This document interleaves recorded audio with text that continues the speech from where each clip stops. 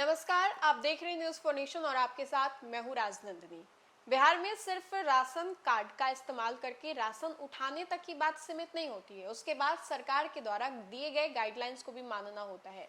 हम ऐसा इसलिए कह रहे हैं क्योंकि सरकार ने जिन राशन कार्ड धारकों के लिए, उपभोक्ताओं के लिए ये पूरा नियम बनाया है, सेटअप तैयार किया है कि आप राशन कार्ड का इस्तेमाल करके राशन ले सकते हैं। वो अनाज जैसे कि दाल हो गए, गेहूं हो गए, चावल हो गए, इन सभी चीजों को आपको बिल्कुल मुफ्त में सरकार की ओर से दी जाएगी। लेकिन इसके बदले भी सरकार आपसे कुछ उम्मीद लगाती है। जो राशन आपको मिलता है उसके बदले आपसे ये उम्मीद लगाए जाते हैं कि आप सारे गाइडलाइंस को माने, जैसे कि आपको फॉर्म में जो भी जानकारियां दी जाती हैं वो उसको भरे, जानकारी दें। लेकिन क्या हो जब आप ऐसा नहीं करें?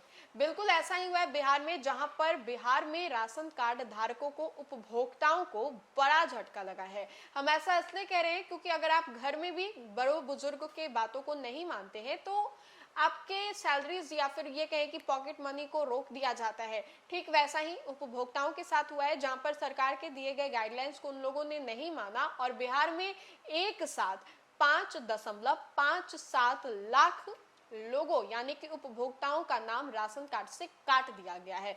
बड़ा झटका लगा है क्योंकि उन लोगों को जिनकी थाली में अब तक राशन के माध्यम से अनाज आते थे, उन लोगों को बड़ा झटका लगा है। कैसे, ये हम आपको बताते हैं। तो अगर आप भी अभी तक ये गलती कर रहे हैं तो भूल कर भी ऐसी गलती बिल्कुल ना करें।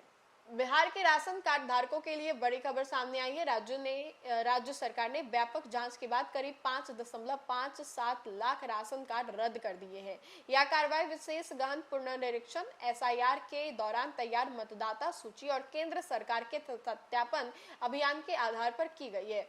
कार्ड एवं उपभोक्ता संरक्षण मंत्री अशोक चौधरी ने बताया कि अब तक 97.56% सत्यापन कार्य पूरा हो चुका है।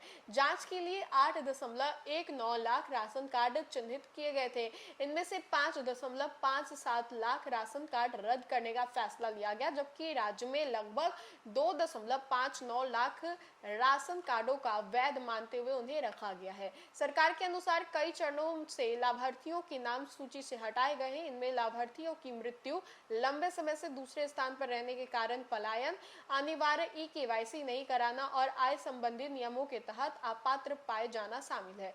रिपोर्ट के मुताबिक सबसे अधिक राशन कार्ड पटना, मुजफ्फरपुर, अररिया, भागलपुर जिले में रद्द किए गए हैं। प्रशासन ने सभी जिलों को निर्देश दिया है कि रद्द किए गए राशन कार्ड की सूची सार्वजनिक की जाए ताकि लोग इसकी जानकारी प्राप्त कर सके। जिन लोगों का नाम राशन कार्ड सूची से हटाया गया है उन्हें अपील करने का अवसर भी दिया गया है।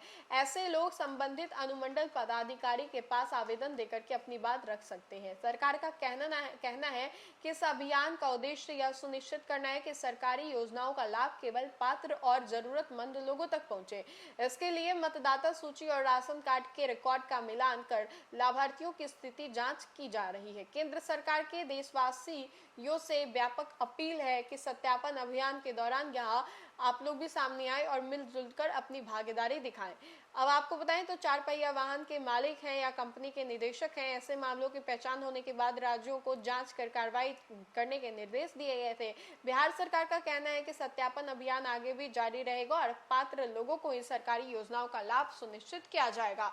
तो ऐसे लोग जो कि बड़े बड़े बंगले में रह रहे हैं, 4 पहिया गाड़ियों से घूम रहे हैं, वो भी राशन का इस्तेमाल करते हैं और राशन कार्ड का इस्तेमाल करके जो राशन मिलते हैं उसको कहीं और भी बेच देते हैं।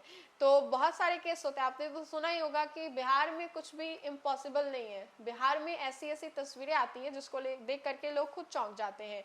तो बिहार में राशन कार्ड को लेकर के भी कुछ ऐसा ही माजरा जो है वो चल रहा था, जहां पर राशन कार्ड का इस्तेमाल वो लोग कर रहे हैं जिनके पास बड़े बड़े मकान हैं, 4 पहिया से घूम रहे हैं। लेकिन उन सभी लोगों के ऊपर सरकार ने एक्शन लिया है और साथ ही साथ उन लोगों के ऊपर भी जो सरकार के गाइडलाइंस को नहीं मानते हैं। इस पूरे खबर को लेकर के आप क्या सोचते हैं, आपकी क्या राय है कि क्या वाकई ये सिस्टम के खिलाफ नहीं है? क्या वाकई सरकार जो कर रही है वो सही है, लोगों के हित के लिए है या नहीं? ये आप हमें कमेंट के माध्यम से जरूर बताएं। फिलहाल के लिए खबर में इतना ही। खबरों का सिलसिला लगातार जारी रहेगा। तब तक के लिए आप देखते रहे न्यूज फॉर नेशन। बहुत बहुत शुक्रिया।